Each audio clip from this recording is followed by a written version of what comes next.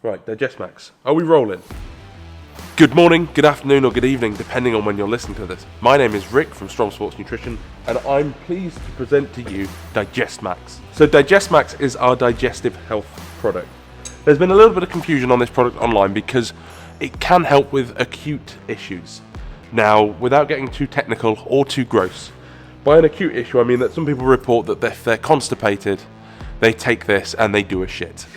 And that is something that it can do, but it's not its intended use. In terms of a dosing protocol, we generally say that people need to play around with this and see what they find works best for them, because digestive issues can be very, very varied. So if you have bloating, this can help. If you have issues with consistency and quality of stool, i.e. you go too often, it can help with that as well.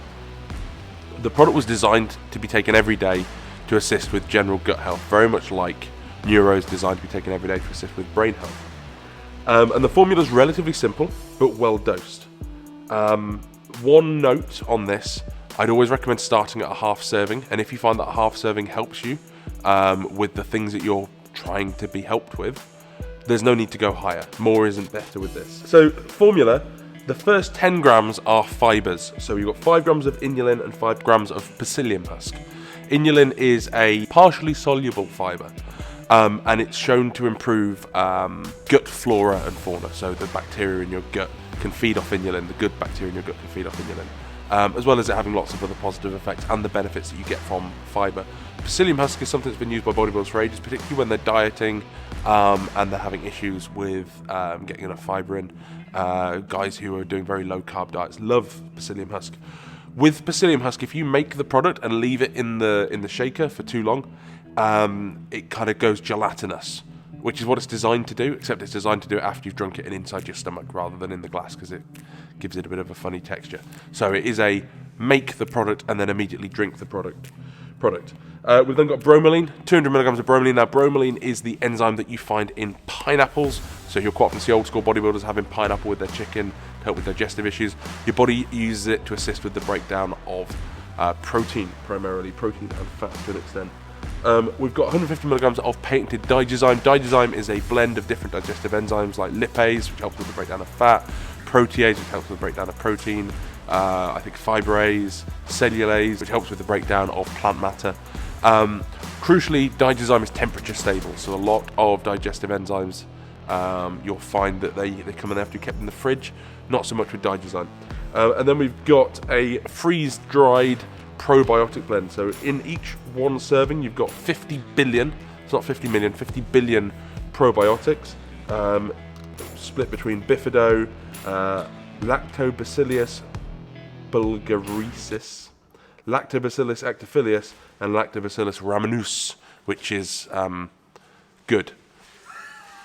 I must admit, those are the ratios of probiotics that worked really well. I couldn't tell you what the exact split of those is in terms of which one does which, but they contribute to the formation of good bacteria in the gut, which helps break down your food.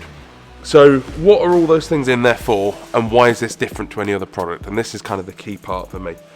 All of those ingredients have been used before. You can buy all of them separately, and they all have a job. The problem with high dose probiotics, high dose digestive enzymes, in my opinion, and in our testing, has always been getting them to where they need to be, i.e. getting them to the gut. And combining them with inulin seems to really help, because the inulin almost acts as a food source for the probiotics on their way down to where they need to be, so they don't die. And the psyllium husk ensures that transit time is reduced as much as possible. So what's the use case for this? The use case it was designed for was massive bastards that eat loads of food and they struggle to digest it, they struggle with being bloated, and they struggle with just a loss of appetite. What we've found is that people who are dieting really like it because it seems to keep their waistline a little bit smaller. People with bloating issues, bikini athletes really, really like it. It's just worth bearing in mind that full serving size was based around someone the size of Reese. I was going to say someone the size of me, but I don't want to get called out on it. So someone the size of Reese. And if you are a 60 kilo bikini girl, you may need to scale that dose down quite significantly. You've got 40 servings in a tub, but that's 40 full scoop servings. A lot of people are finding that they only need to use a half scoop, so you up to 80 servings in a tub, and it's priced at around £35, I think. Evelina? £34.95. So I was right. So there's no need to include that. Okay, good. It comes in vanilla and raspberry, and it's got a kind of thin whey protein-like consistency, and it doesn't come in tablet form because the serving size is too big. Generally speaking, the guys that are bulking will take half a serving once or even twice a day. The people who are dieting report really good results using a serving every 2 or 3 days. Again, I would suggest playing around with it. Some people prefer it in the morning, some people prefer it in the evening. Try for yourself and see what works best for you. There really isn't a right or a wrong answer. If you turn around and say, well, for me it's best if I have a quarter of a serving between my first and second meal and then a half serving after my last meal, that's not wrong. It's just not the way that I've done it.